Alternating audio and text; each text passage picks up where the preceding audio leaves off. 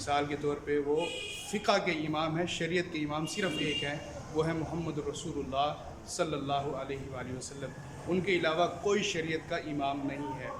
تو جو یہ 4 ائمہ کرام ہیں، یہ ہیں فقہ کے، سمجھ کے، عقل کے، جنہوں نے حدیث سے سمجھا ہے، یہ اس چیز کے امام ہیں۔ تو میں ان کے لیے ایک کلیہ بتانے لگا ہوں کہ ان کا نام ہم نے کس طرح یاد رکھنا ہے۔ تو اس کے لیے ہم نے صرف ایک لفظ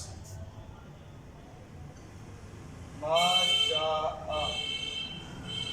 جس طرح کہ ہم ماشاء اللہ لکھتے ہیں، اس کے اندر لفظ اللہ نہیں ہے، صرف ماشاء کو یاد رکھنا ہے، اور ہم نے میم سے نکالنا ہے امام مالک بن انس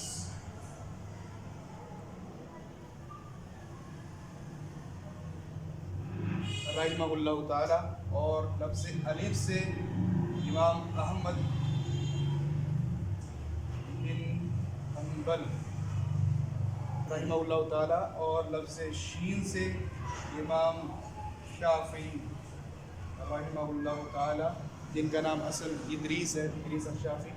اور لفظ الف سے امام ابو حنیفہ رحمہ اللہ تعالی۔ یہ لفظ یاد رکھیں، اور اس کے اندر 4 ائمہ کرام کے نام آپ کو انشاءاللہ یاد ہو جائیں گے، اور پوری زندگی انشاءاللہ آپ کو نہیں بھولیں گے۔ جب بھی ائمہ کرام اور ائمہ اربعہ کا لفظ آئے تو ماشاء کو یاد رکھیں، مالک بن انس رحمہ اللہ، اور امام احمد بن حنبل، اور امام شافعی، اور امام ابو حنیفہ رحمہ اللہ تعالی۔